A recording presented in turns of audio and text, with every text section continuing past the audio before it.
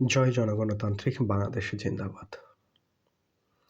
দেশটার অভ্যন্তরীণ অবস্থা দেখে সত্যিই সকলেই অনেকটা ভালো থাকার চেষ্টা করেও হয়তো ভালো থাকতে পারছেন না। আর এই যে ভালো থাকার উন্মাদনা, এখানে অনেকটা বিঘ্নিত হচ্ছে বিভিন্ন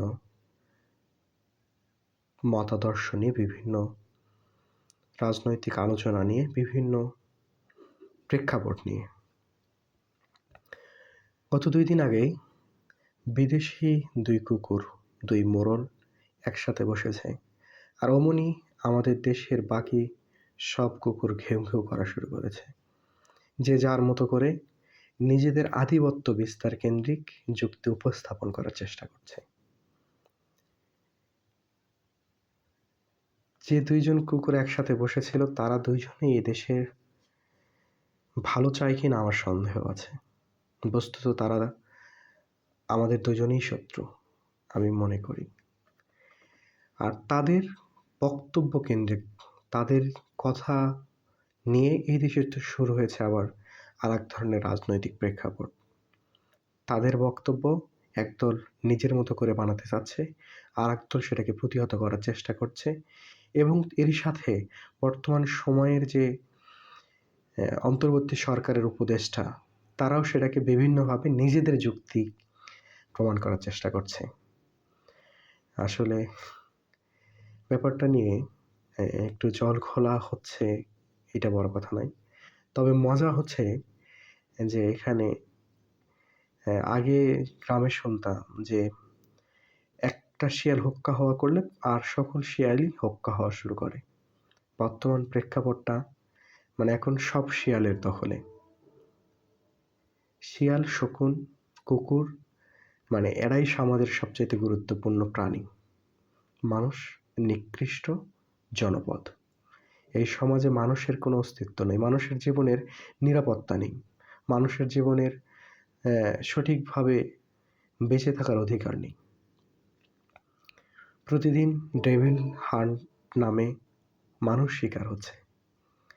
মজার ব্যাপার, রাস্তাঘাটে কুকুর ঘুরে বেড়াচ্ছে নিরাপদে, কিন্তু মানুষ আজ সঠিক নিরাপদে ঘুরতে পারছে না। কে কোন দায়ে গ্রেফতার হচ্ছে কেউ জানে না। আর বৈদেশিক প্রতিবেশী রাষ্ট্র আমাদের এই সব দৃশ্য দেখে মজা নিচ্ছে। তারা আবার সামনাসামনি ২ কুকুর বসছে, আলোচনা করছে, তা আবার আমাদের দেশ নিয়ে। মানে শিয়াল এই বানরের রুটি ভাগের গল্প ছোটবেলায় পড়েছিলাম। ২টা বানর একটা রুটি ভাগ করতে শিয়ালকে দিছে, শিয়াল ভাগ করছে। তো এখন আমাদের দেশের ব্যাপারে ডোনাল্ড ট্রাম্প কিছু জানেন না, বা সেই সময়ে এই অভ্যুত্থানের সময় যে সরকার ছিল তারা অন্য কোনোভাবে সহযোগিতা করেছে কেউ না, এটা প্রশ্ন করলে তো কখনোই সে হাস্যযোগ উত্তর দেবে না। না সুযোগ উত্তর। এই ব্যাপারে আবার মোদী সরকার ভালো জানে, তিনি দীর্ঘদিন হলো এই দেশ নিয়ে কাজ করছেন। মানে কেউ কাউকে দোষারোপ করছে না, অথচ নিজেরা সবই জানে, সবই বোঝে। তো এমতো প্রেক্ষাপটে আমাদের দেশের জনগণ সেটা নিয়ে আবার নিজেদের মতো করে মত প্রকাশের চেষ্টা করছে। খুবই ভালো লাগছে। এদেশে মানুষ নিরাপদ নয়। তো সেক্ষেত্রে কুকুরদের চিল্লাচিল্লিটাই বেশি গুরুত্বপূর্ণ। দেখা যাক তাদের এই ২ শিয়ালের কথোপকথন, এদেশের এই ২ কুকুরের কথোপকথন, এদেশের শিয়াল কুকুররা কার দিকে নিয়ে যেতে পারে, কার দল ভারী হয়, সেটা দেখার জন্যই অধীরা আগ্রহে অপেক্ষা করছে এদেশের সুশীল নাগরিক। বাকিটা দেখা যাবে পরবর্তী আরও কোনো ভিডিওতে, আলোচনা করা যাবে।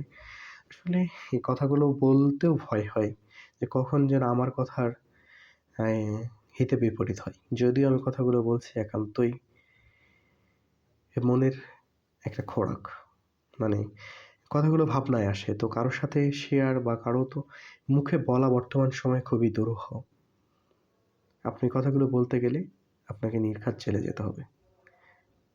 তো আশা করছি দেখা যাক, জনগণ তো অনেক কিছু দেখার জন্য অধীর আগ্রহে অপেক্ষা করে থাকে। পরবর্তী আবার কোনো ঘটনা আগামী দিনগুলোতে আসে কিনা সেটাই দেখার অপেক্ষায়। সে পর্যন্ত সকলেই ভালো থাকবেন।